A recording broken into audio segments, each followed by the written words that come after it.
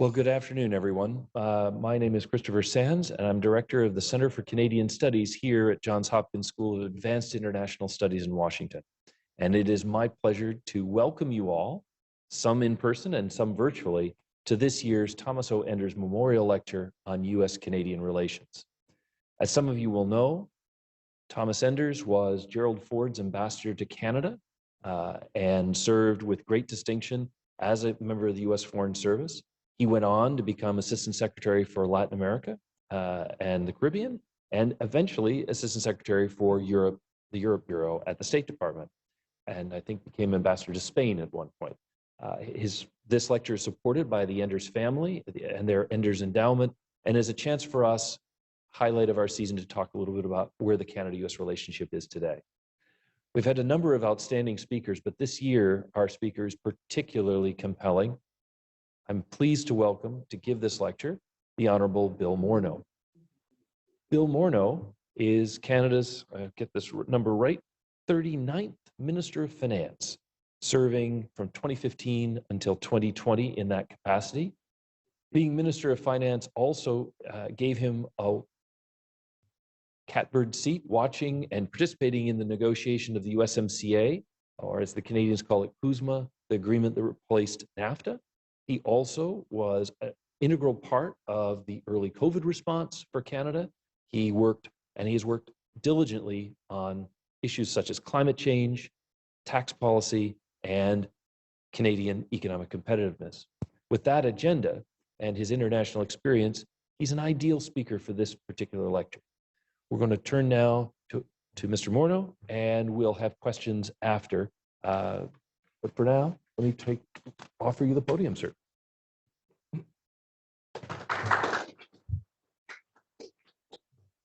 Well, thank you to those of you here, and also thank you for those of you who are online. Thank you very much, Chris, for that very kind introduction. It's a real pleasure to be here in Washington and to have the opportunity to talk about Canada-U.S. relations. I should start by thanking the Enders family for contributing to an annual lecture. This is an important way for us to keep the Canada-U.S. relationship in the forefront. I'd also like to thank Josh Baker, who helped me out with some research on this. So some of you will know Josh, a Canadian student taking his master's degree here at SAIS. I guess I'd like to see more people like that, more people thinking about the importance of the Canada-U.S. relationship. So I'm really pleased to be here to follow in the footsteps of people like David Dodge and Rachel Notley and Kathleen Wynne, who've been here to deliver this lecture. I think it's critically important that we continually refresh our thinking on the Canada-U.S. relationship, how we can continue to have what I think is really the most robust example of two countries working together in the world today, and two countries working together in what is increasingly a challenging world. Before I start, though, I think we need to address the world we're living in. I mean, obviously, today, this week, we're not actually thinking about Canada-U.S. relationships as the most important thing on our agenda. I saw a great quote yesterday, "We're all Ukrainians now." And I think maybe that's the best way to think about the way Canada and the U.S. thinks about the current crisis. We're absolutely on the same page. We have the same perspective and the same concerns. And so in that context, it is worthwhile talking about Canada-U.S. relationships, talking about our values, our common values, talking about the things that matter to both countries. Because I think as we address the challenges we're going to face, and we don't know yet what they're going to be, those values are going to be paramount in addressing it. So as I thought about today, I guess I'm currently writing a book on the future of Canadian economic policy. I can't say it's going to be an exciting book, but I hope at least a few people will read it. What I can say, though, is that central to that book, central to my view of what is important in Canada, is Canada-U.S. relations. That the economic policy of Canada cannot be extricated from the Canada-U.S. relationship, that it's absolutely central. And you know, from that perspective, anytime I come to talk about Canadian economic policy, I have to talk about Canada-U.S. interdependence, and that is particularly the case from a Canadian perspective. So my goal today is to talk a little bit about the backdrop of our relationship, the current sources of stress in our relationship. That stress is real. and some observations of the challenges we faced in the recent past, especially during my time as Minister of Finance, and some ideas, some views on what we need to do to maintain and I hopefully enhance what I think is already the best relationship in the world today, but one that can most decidedly be better. So there's really no way that we can talk, though, about the relationships between Canada and the U.S., or frankly, any two countries in the world today, without first starting about the challenging global context. During the course of my time in office, 2015 to 2020, I witnessed the increasing reality of deglobalization. I mean, it was the era where we started to see people questioning the trajectory that we've been on for a long period of time. The change in the U.S.-China relationship, which really moved from what I saw as a hopeful perspective, at the beginning of my time in office, an idea that the China ascension into the World Trade Organization would lead to an approach that meant that we were more similar in terms of a rule-based approach to international trade and relationships, really moved to one that was quite different. Right now is a much more uncomfortable reality. And I think that we have to accept as the defining issue in international relations today. I personally went from leading the Canadian economic and fiscal dialogue with China. And this was our goal in 2015, 2016 was develop a free trade relationship with China, to watching the near complete breakdown in our relationship, to what we saw was basically the Chinese abduction of two of our citizens in retaliation for what was, we thought, our rule of law approach to imprisoning someone based on our extradition treaty with the United States. So that was a very difficult reality that we faced. The reality of this change in global affairs really drives so much else and is going to be a continuing key driver in the Canada-U.S. relationship and relationships that we pursue around the world. I would say that the technological rivalry between the United States and China is, in my estimation, only in its early stages. And it's going to be, I think, a reason why Canada and U.S. together need to reinforce the advantages we have, need to reinforce our relationship, because we're going to be seeing that Fortress North America is more and more important in the years to come. So, and I'd also make the observation that this rivalry, which some thought was a function of the Trump administration, is not. What we're seeing with the Biden administration, obviously, with things like CFIUS continuing to be used quite regularly, is that this is going to continue and, in my estimation, accelerate. So I would argue that Canada and the U.S., we need to lean together against deglobalization, at least in our relationships with others and with other close allies. That is particularly important given our close cultural, technological, and security relationship. And as I start out, before we get to what I think we should be focusing on, I think we need to at least have a little refresher on just the nature and the strength of the Canada-U.S. relationship. I will tell you that when I was finance minister, every single time I met with a U.S. audience or even a Canadian audience talking about Canada-U.S. relations, I started with just the scale and the importance of that relationship. So thinking about that scale it's much more significant than people fully understand. According to the U.S. Trade Representative, in 2019, we had about $714 billion in trade between Canada and the United States, and it was balanced almost exactly equally. One of the big challenges I had in negotiating with the Trump administration was making sure they understood that, basically, if you look at it, U.S. exports to Canada were around $360 billion that year, and imports from Canada were about $358 billion that year. So almost an exact match. Canada is the second largest overall trading partner with the U.S. behind Mexico. But importantly, Canada is the largest goods export market for the United States in 2019. And I think that's important, ahead of both China and Mexico. And it's important constantly to repeat that. And that's what I had to do regularly. Canada is the #1 export market for the United States. But there's a disturbing trend on the other side. Canada was the third largest supplier of goods imported in the United States, behind China and Mexico in 2019. And that's an important shift over the last 2 decades. So if you go back to 2000, Canada's share of U.S. imports declined from about 18% in 2000 to about 12% in 2020. So a very significant decline, obviously impacted by the change in oil self-sufficiency in the United States, but an important decline. And at the same time, China's share increased from about 8% in 2000 to about 18% in 2020. So when you think about that, when you think about the geopolitical realities we're facing today, you have to ask whether this is really in the US interest. It's certainly not in Canada's interest that we lost our position as an exporter to the United States or lost the significant prevailing position as the #1 exporter to the United States. And to put these numbers in a Canadian context, in that same year, the total scale of the Canadian economy in 2019 was about $1.7 trillion US. And so about 20% of Canadian GDP was represented by exports to the United States. So a fairly small improvement in that can have a very material impact on the Canadian economy. So a place for a Canadian focus, and I would argue an important way for the United States to have a strong relationship in Fortress America. But the statistics don't really tell the whole story. The integration is really more important even than the statistics. And I know Dr. Sands works on this issue, works on the integration of our trading relationship. And the automotive example is particularly helpful. In that same year, what we saw is that the vehicle transport or exports to Canada and from the United States back to Canada was about $43 billion.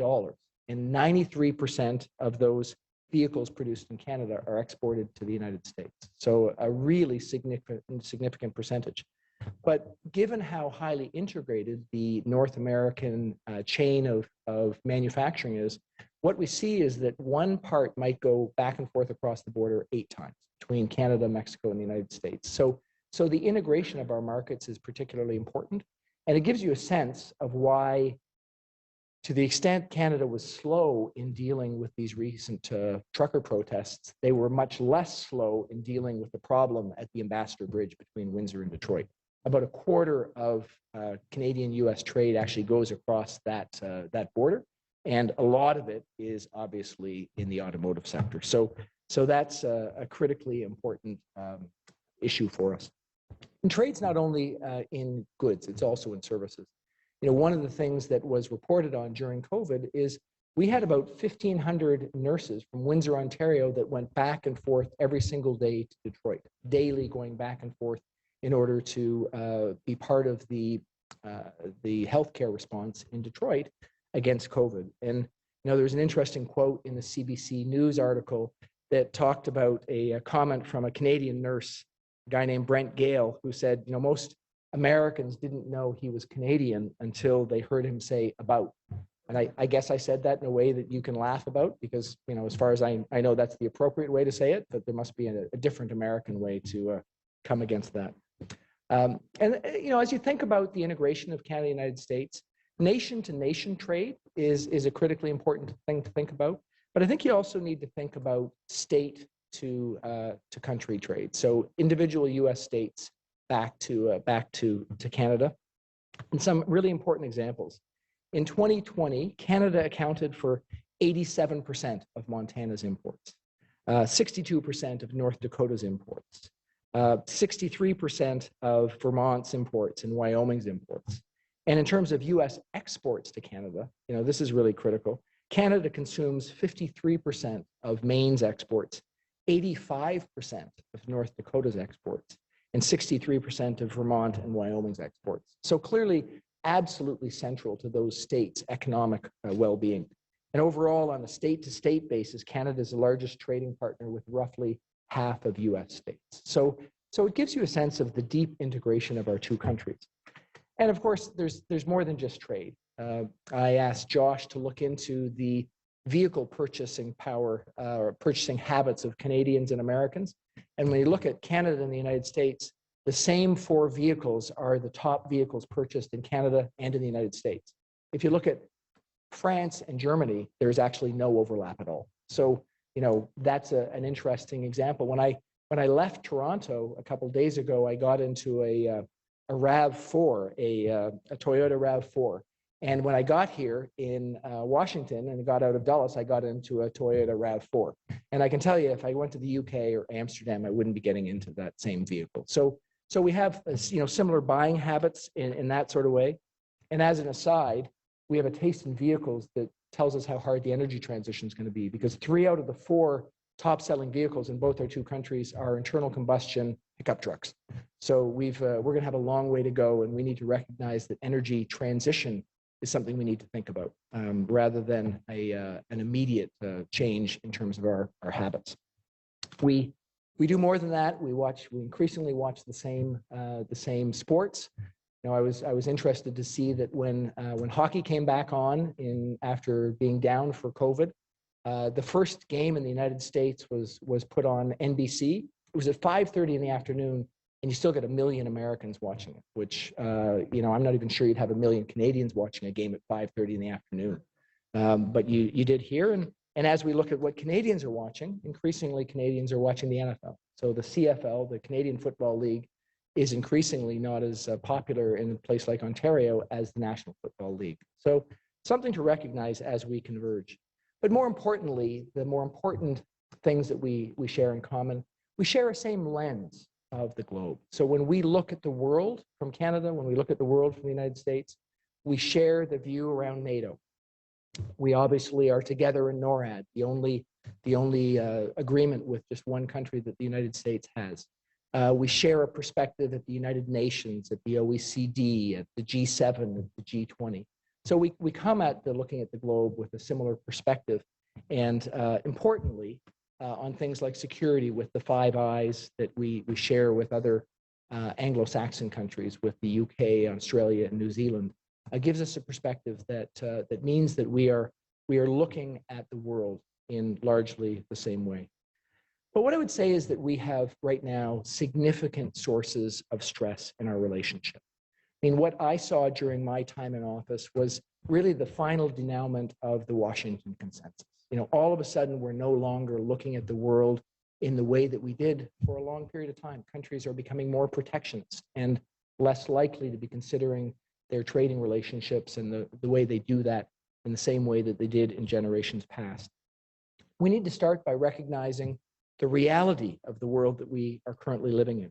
We faced a Trump administration, that's what I faced for most of my time in office, that won election because of popular discontent. I mean, we can debate which team we were on, but the reality is that technology and globalization and inequality drove people to reject the status quo. It's not just a Trump issue. I mean, I think we have to start with that. It's not just an American issue. I mean, who would have thought that Canada would have been dealing with the same issue, largely with our trucker protests, a rejection of the status quo, a rejection of elites. So, we could have a year of lectures dissecting this issue, and I'm sure you probably do here. But my perspective as Minister of Finance was I had to take that reality as a given. The U.S., and not just the U.S., is going through a profound challenge as a result of polarization. And one of the very difficult outcomes of this level of populist politics is that it's harder and harder for us to work together. It's just, that's the reality of the situation. We faced the challenge of trade frictions in the Trump regime coming from that. And that's on top of, continuing difficulties like the softwood lumber dispute that we have. So you put on top of challenges that already exist, and it makes it harder and harder. And I would say we leaned into the problem. I mean, we in Canada have our politics too. We didn't always think about our partnership first. We were in Canada reflecting the reality that most Canadians didn't support Trump. So it was easy to use Trump as a punching bag in Canada.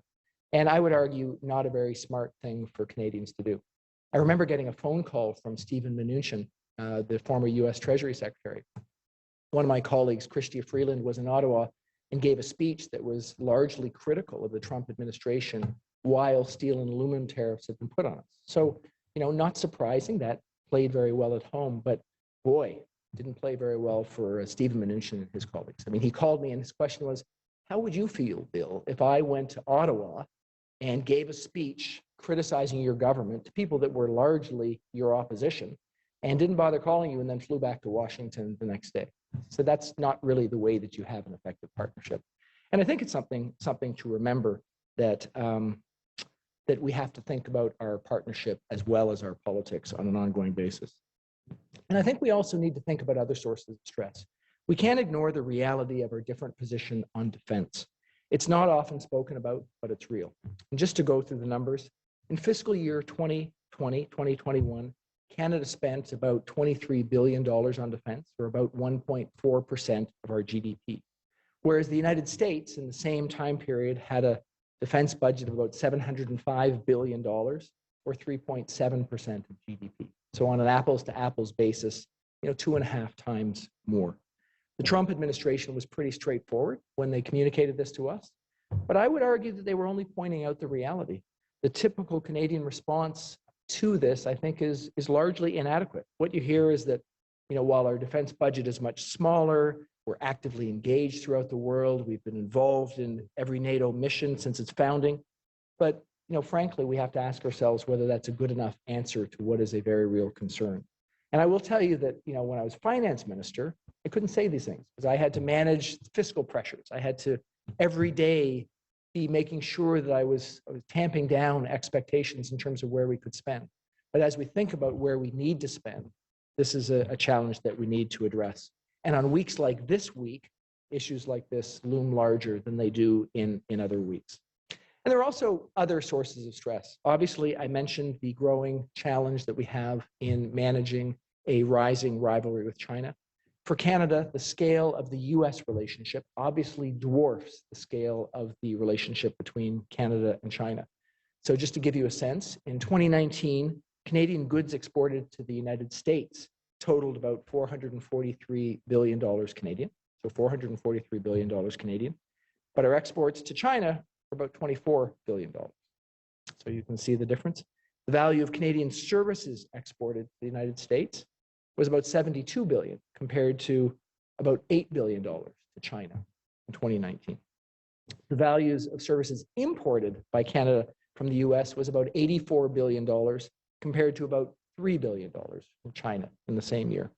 So we've spent decades in Canada trying to be less reliant on US trade. I mean, that is the prevailing thing people say is, we need to be less reliant on US trade. But as we think about where we're going to expand, we now have a real challenge that expanding to China is going to be more problematic in the current situation of rivalry. So we're going to need to think more about how we expand our U.S.-Canada relationship, frankly, and take up slack both there and in other places to deal with what will likely be a decelerating relationship with China. I think we have to be practical about this reality. And we need to recognize that coordinating on China policy is going to be increasingly important and, frankly, increasingly difficult because we won't always have the exact same perspective. And that geopolitical rivalry will increase. The Canadian perspective might be somewhat different, but the need for coordination and cooperation will be greater than ever. Another source of stress that I see is our policies on climate change. We saw, obviously, that Harper and Obama didn't agree on Keystone XL. It was understandable. Harper was recognizing that we needed to have an export market for our oil and gas. And by the same time, Obama was opposing it based on environmental concerns and the concerns of border states. The challenge was the opposite for us in the Trump-Trudeau era. We were in a situation where we supported strongly the Paris Agreement, and Trump decided to withdraw from that agreement. So we had a completely different point of view. And now we face, even though we seem to have aligned governments, we face a reality that our policies are moving in an uncoordinated fashion, creating challenges that are still going to be real. We have in Canada an increasing price on carbon, and the US pursuing a more regulatory approach to decarbonization, which is almost certain to produce problems like the one we recently saw with Build Back Better. Some of you would have seen in Build Back Better, there was a US proposal to give a tax advantage on the purchase of electric vehicles, $12,500, but those vehicles weren't necessarily vehicles that were going to be produced in Canada. We were going to be excluded from this. So the Canadian perspective was that this was in violation of USMCA. And, this bill may be dead, but I think that the idea behind it is likely continuing to be important, a regulatory approach to dealing with climate change, and that can lead to real challenges between our two countries because of the differences in those approach. So even when we agree on the direction of policy, which I think we largely do at this stage, which is reducing our carbon footprint, the frictions can be very real. The energy transition, I would argue, is also likely to produce even more stress. Together, as we look about the next era, I think we have in Canada and in the United States the opportunity to lead the world in renewables and in the decarbonization of our current sources of energy. But the lack of policy alignment is more than likely to produce challenges. You know, the Canadian approach to carbon pricing, and I don't think I'm alone in thinking that this is the single most effective way for us to be dealing with the challenge around reducing our carbon footprint, is very different than the U.S. approach. And the difference in our willingness to support carbon capture technologies, for example, is going to be a real challenge for Canada's ability to transition to a low carbon future, because the energy sector investment is going to be quite different in the U.S. and Canada based on the difference in those policy approaches, and in the end could lead us to have a much less effective approach to getting to a lower carbon future than we would otherwise. I think that as we think about the coordination of energy policies, we also need to reflect on where we are this week. I mean, as we think about what's happening, we need to recognize that energy policies go beyond mere economics. I mean, we should look and say, so what would have happened if Germany had stayed on their nuclear power approach? What would have happened if Russia didn't have the big customer in Germany?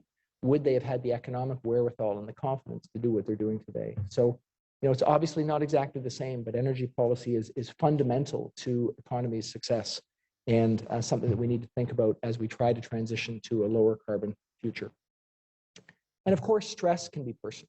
We recognize that stress between leaders can be very challenging. We saw lots of stress between Harper and Obama, stress around Keystone, yes, but also around the Trans-Pacific Partnership. We saw lots of stress around Trump and Trudeau. The one that was the flashpoint was when we were together at the G7 in Charlevoix, where Trump came out and said that Trudeau was very dishonest and weak. Not even one of the most egregious things that Trump might have said, but to Canadians it felt pretty bad.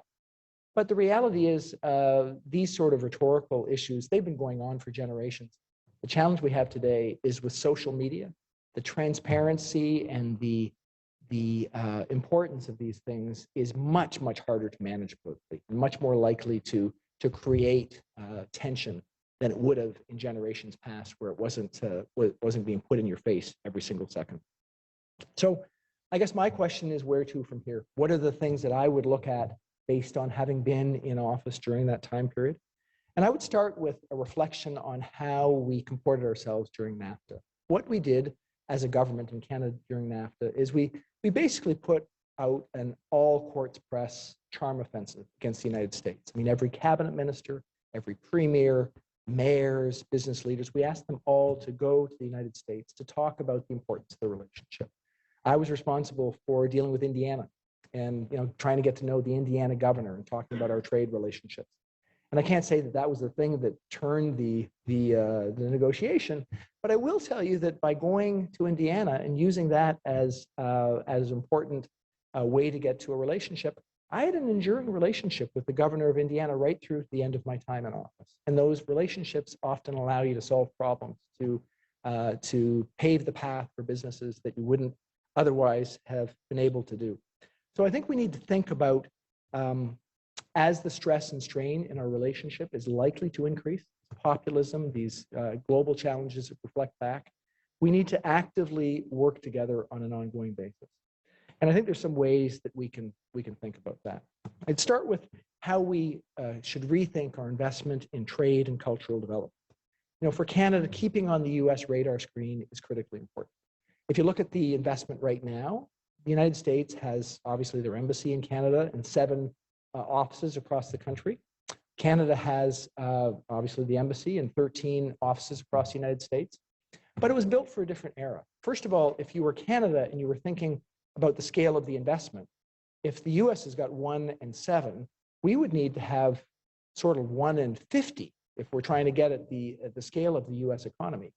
I would argue that's not the right thing to do. Starting up offices is really yesterday's approach, but we need to think about ways that we can increase the intensity of the relationship between businesses, between trade associations, between provincial and federal government over time. And so for me, I would argue that we need to literally double down on our investment. And I wouldn't necessarily say that I know exactly how that should happen, but it should be focused on developing and advancing the relationship through business groups, through trade associations, through provincial and federal delegations on an organized and consistent way. And I would say that provincial governments should be trying to do the same thing. It's not the number of offices, but the frequency and intensity of the business relationships. Right now, many of the provinces in Canada are racing to develop more trade offices. And I would say that when I was CEO of a business, I didn't ever use a trade office in the United States. I was trying to build a US business. I didn't use a trade office. But I'll tell you, if someone called me and said, you have an opportunity to come give a speech in Minneapolis or in Montana to a bunch of potential customers, I would have been on the plane the next day. And so the point is we need to find ways to increase the frequency and the intensity of that relationship. Trade offices will be part of it, but is by no stretch of the imagination the most important part of that. And I would say that this has to include the private sector. In the NAFTA renegotiation, on both sides of the border, the private sector made a huge difference. The U.S. Chamber of Commerce was critically important, talking about the Canada-U.S. relationship. The Business Council of Canada and the Canadian Chamber of Commerce were really important in constantly refreshing and reinforcing the importance of that relationship. So I think we need to recognize this risk, the strain in our relationship, recognize the decline in Canada's export effectiveness to the United States, and ask much more of businesses and trade associations, potentially supported by government, so that we can spearhead more business relationships on both sides of the border. I would say we also need better sources of information that are mutually shared. I can tell you that when I had to negotiate the steel and aluminum tariffs with, again, with the Secretary of the Treasury, with Stephen Mnuchin, our starting point was that we had two different sources of information to figure out what was going on. And so we weren't able to get to an immediate resolution because the way he saw the world and the way I saw the world were different. Only when we came to a mutually agreed understanding of the information were we able to fairly quickly get to a resolution of a dispute that, frankly, was not one that was in anybody's benefit. So it was started not necessarily for the right reasons, but the conclusion needed the information to get to the answer. So, and then finally, I think that we really need to think hard about our defense situation. The Canadian perspective on security, I think, is not recognizing the very real challenge that the world faces today. There's no getting around the imbalance in our investment and the advantage that Canada has under the U.S. security umbrella. You know, while I was, as I said, finance minister who had to manage expenditures down, and a politician who recognized that the Canadian population was not really supportive of significant investments in security, I still believe that we need to think about more significant investments in our defense. And I think there are ways that we can do this that can be very conducive to being attractive to the Canadian public. First of all, I think about the North. On a week like this, we think about the North and recognize that we have really very significant defense needs in the North.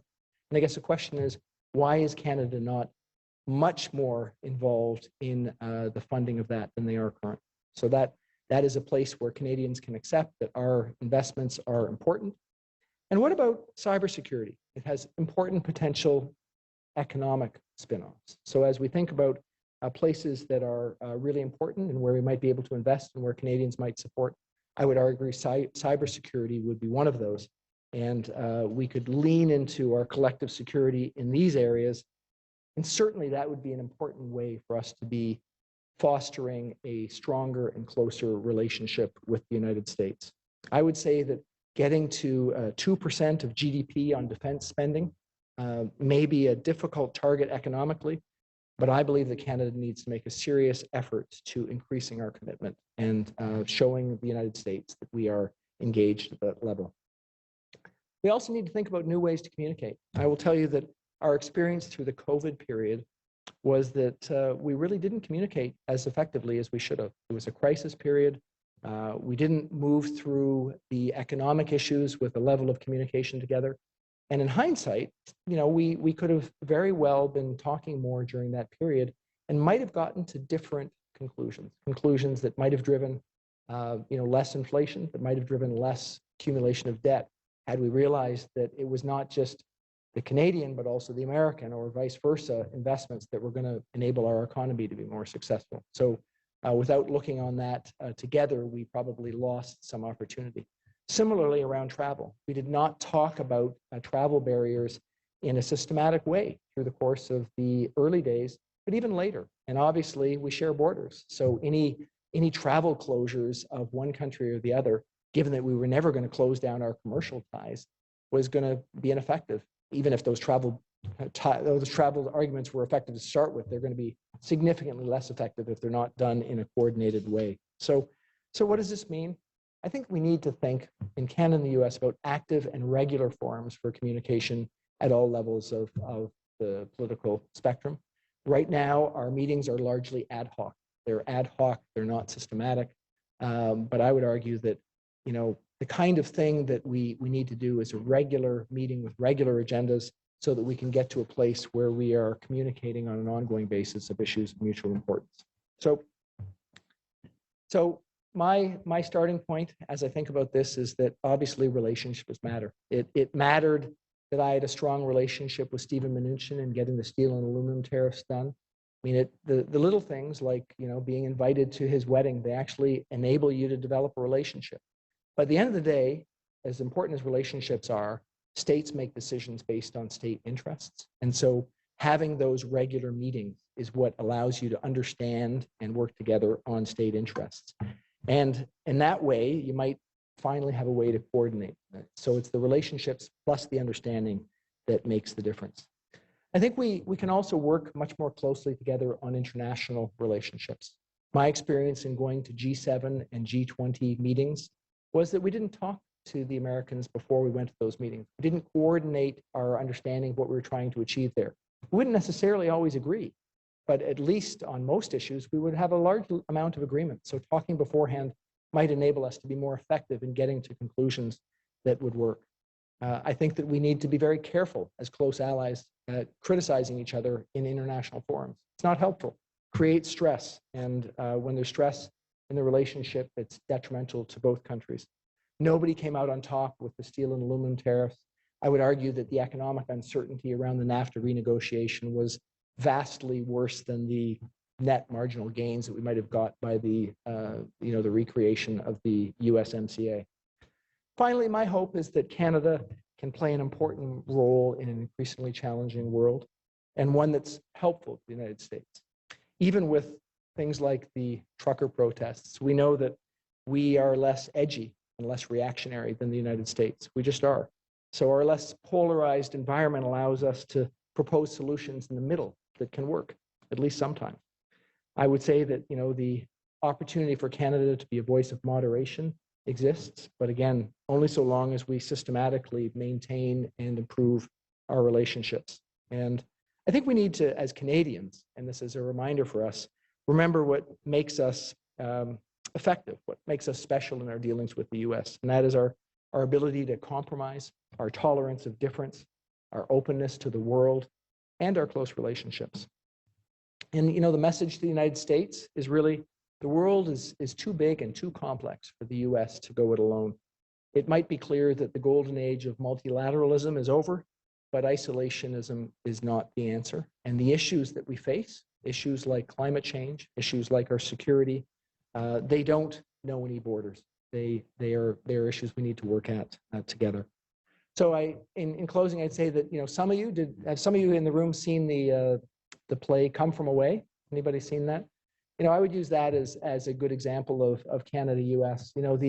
The willingness of a small town in Newfoundland to take all those planes and all those people in the challenge of September 11th, 2001.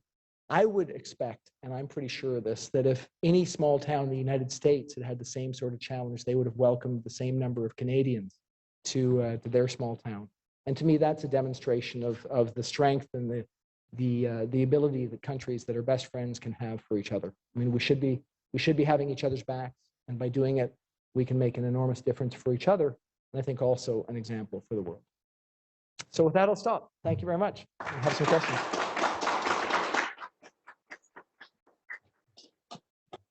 Mr. Morneau's agreed to take some questions, and here at SAIS we have a good group of students. I know some of you are watching this online, so you won't get to see the students, but I'm going to encourage them to ask questions, and we have a couple already.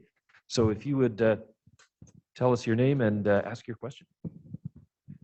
Mr. Morneau, thank you for being here. My name is Xavier Delgado. I work for the Wilson Center's Canada Institute. You spoke earlier in your speech about the integration of the Canadian and American economies, but America's job growth and economic recovery post-COVID seems to have been significantly better than Canada's. I'm wondering if you could speak to why that might be and what Canada could do to better improve its post-COVID economic recovery. Well, it's a really great question, and you know, one that probably reflects both the vibrancy of the U.S. economy and the what I would call the conservatism of Canadians in dealing with COVID. So I think, what have we seen? Canada has been much more cautious about moving out of COVID than the United States has. The opportunity I've had to go back and forth between Canada and the United States during this provides me with a stark reminder that the U.S. economy is more open than Canada at this stage. So the question really is, did we take the right decision? I think, you know, if you look at the price that Canadians have paid in terms of, you know, healthcare challenges and per capita deaths through the course of COVID, there's a strong argument that that Canada has fared quite well during COVID, but there's been an economic reality that comes along with that approach. I think the challenge from here is, as hopefully we move forward out of COVID, you know, will we be able to recover as rapidly as the U.S. has been able to recover? I think that that will require some important choices on behalf of governments. One is the winding down of the supports in a fashion that represents the need for people to get back to work will be critically important. Canada's behind the United States in that regard, so I think that needs to be continued. You know, I think then we'll need to get back to the business of investing in the places where we think Canada can make a differential advantage, and we've been leaving that aside for the last couple of years.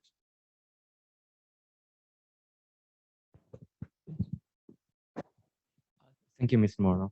I'm Yi. I'm Professor Sen's student, and we are currently doing a consulting project for Canadian Infrastructure Bank. So my question, I have two questions actually. So in your experience of managing expenditure, how do you align the governmental goals of building infrastructure with the funding ability of Canada? The second question is, what OECD countries that you think that Canada can model in terms of infrastructure assessment? Thank you. Well, I think that's a really important issue for Canada, is how infrastructure can be built more effectively over time. The Canada Infrastructure Bank, which you're talking about, the idea behind that was that we were aiming to find a way to drag private sector investment into the infrastructure of Canada.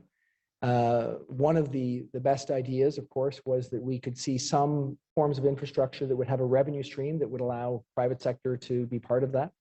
Another idea behind that was recycling assets, so that if there were assets that had been in the public sector, they could be put into the private sector, because they would both be effective investment vehicles for the private sector and give some funding back to the public sector for investments that were not as conducive to private sector investment. I mean, that was the idea behind it.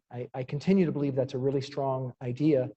The challenge is it's politically difficult in Canada, but in most countries, to build infrastructure, because there's multiple levels of government that need to agree on what infrastructure is most important.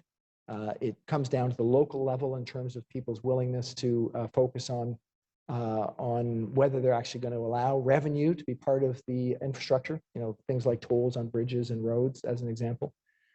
So it's challenging. But I do think that it's a model that has really important long-term effectiveness in terms of getting more money into infrastructure. I also think that by putting the money into that bank, you create a carrot for the other levels of government, that they see the money is there, funding for their potential infrastructure, and they want to be able to access that money. So that gives them a target to use in their infrastructure goals. So I think a very effective vehicle that has not yet been as impactful as it can be over time. And in terms of your question, what are the other countries that have been effective in doing this? I think we've seen some other countries that have been very effective in infrastructure development. Australia would be one that we looked at when we were thinking about the Canada Infrastructure Bank. But there needs to be, and I think Canada has a good opportunity, bringing more private sector money, importantly, large pension funds into this field, because they are seeking infrastructure investment. And it's a way for us to get more done more rapidly by having more than one source of capital.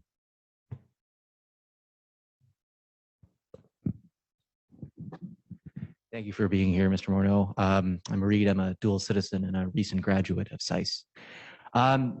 Going back to an earlier comment from your talk, you on one hand talked about increasing deglobalization and also talked about the smaller share of U.S. imports that Canada accounts for now.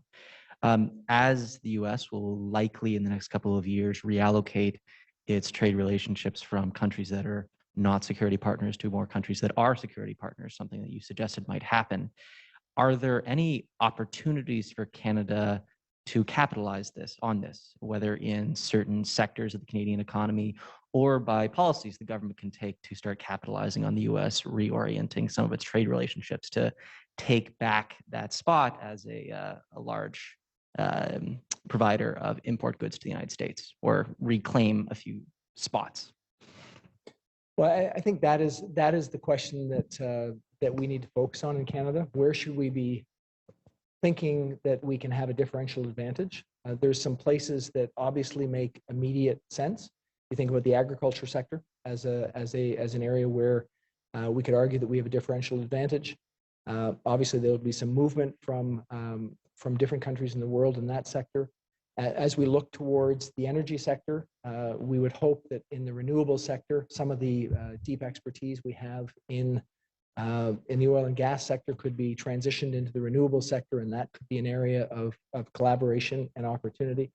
I do think there's a real need for Canada to think hard about how our export strategy can be enhanced, given the reality of the increasing self-sufficiency in the United States around the oil and gas sector, which was, obviously a big sector of export success in Canada, and one that's likely inevitably to decline over time. So those would be some of the key sectors that I would think would be important.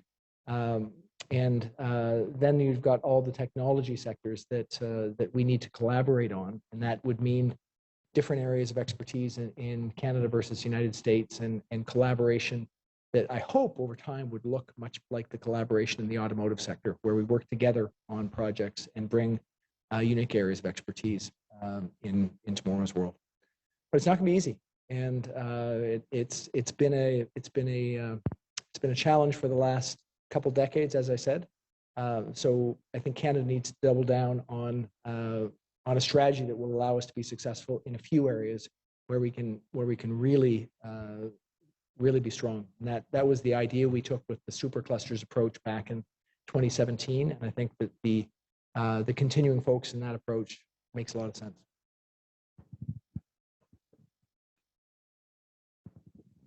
Thanks again for being here, Mr. Morneau. My name is Tim. I'm a Canadian here studying at SAIS. One of the points that you brought up was this common lens that Canadians and Americans kind of view the world and approach international relations. I guess over the past decade or so, there's been a much more political polarization here in the United States, and it seems like much more political volatility as well. How important do you think it is for Canada to stand independently as its own country in dealing with these shifts in political climates with our neighbors, while at the same time trying to maintain this common lens of the world and maintaining our bilateral relationships? Well, my view is that we have to face up to the reality that the United States has significant political challenges that are going to make it more difficult for Canada to have an enduring relationship. There will be periods where our governments will not be aligned, and so in that reality, we need to recognize that it could be more difficult than we've seen in the past. If the polarization is more significant, if we have one party in the United States and one party in Canada that are in quite different places, then we're going to have challenges that are more difficult than we've seen in the past. So I think that's our reality. And so what do? I think you need to systematically think about investing in those relationships in a way that's different than what you've done in the past. You need to accept that that's going to happen and figure out what you're going to do in advance. And that's going to mean, I think, that at the private sector level, you need to have more significant relationships than you would have had in the past. At the provincial and the provincial to state level, you need to have more on-purpose relationships than you would have had in the past. And at the government bureaucratic level and at the ministerial level and at the top of the house, you need to be more systematic in those relationships. I think mature people in leadership positions can recognize that, notwithstanding their different points of view, they need to come together on issues. And that, if we look at what happened during the renegotiation of NAFTA, that did happen. We had people come together, even though there were very different perspectives, and try to get to a shared sense of how we can move forward. We need to do that much more on purpose, more than ever before, and think about new institutions, new systematic ways of developing and expanding the relationship. And it's not going to be hard, but it's just the same way you'd try to do it in your family. If you had a problem in your family, you'd be trying to develop new ways of getting the relationship back on track, of working together, meeting regularly, doing things differently. It's not so different between countries.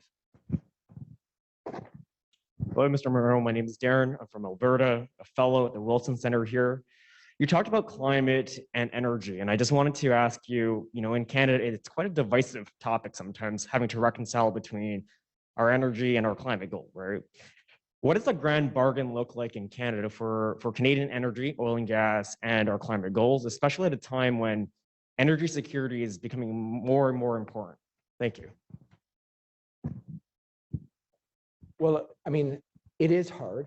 My starting point is obviously looking at it based on the numbers, and the reality of the energy sector in our country, in Canada, is that it's fundamental. It's core not only to our economy, but it's core to the economies of a couple or three provinces, in such a way that we have to recognize that you can only deal with this issue in a transitional way. You cannot take a hardcore approach to moving off hydrocarbons. It's just not a realistic approach. People will disagree with me on that, but I think that the numbers don't lie. So to me, the challenge is, how do you do more than one thing at the same time? How do you try and encourage people to use different sources of energy over time? And that's a carbon price. And how do you make that transition in a way that allows us to constantly decarbonize? So I think the idea of reducing the carbon intensity of everything we do, including the production of natural resources, just makes eminent sense. Until the last Canadian decides not to go on a plane that uses our natural resources and decides to stop using an internal combustion engine, we are part of the issue. And so we should be trying to drive down our carbon emissions as best we can and encourage the kinds of behaviors that will move us in a different direction. So, is that the grand bargain? I think it makes sense. Obviously, where I stand. I thought it was important to make sure that the Trans Mountain pipeline was part of the way that Canada got its resources to international markets. And in the context of the world using oil and gas, that to me makes eminent sense. At the same time, we need to find a way to move to renewables. And so you have to do more than one thing at the same time. The challenge will be doing it fast enough so that we have the right impact on the environment. Thank you so much, Mr. Morneau, for being here with us. My name is Ashley Kosart. I am a second year Canadian Studies concentrator here at SAIS. And I was working for the Canadian government during the Trump administration when Ottawa and Washington were having a hard time getting on the same page, and Ottawa was having a hard time getting Washington to understand the importance of the Canadian-US relationship. As someone from the state of Kansas, I understand the importance of trade between Canada and Kansas, and I'm interested in hearing a little bit more about your the initiative to kind of build this relationship between Canada and different states on a state-by-state basis. Kind of like who you imagine sending from the Canadian government to different states to build this relationship, and just kind of how that works on a more logistical level. Thank you. Well, I think it's a good question. I mean, so down to brass tacks, what do you do?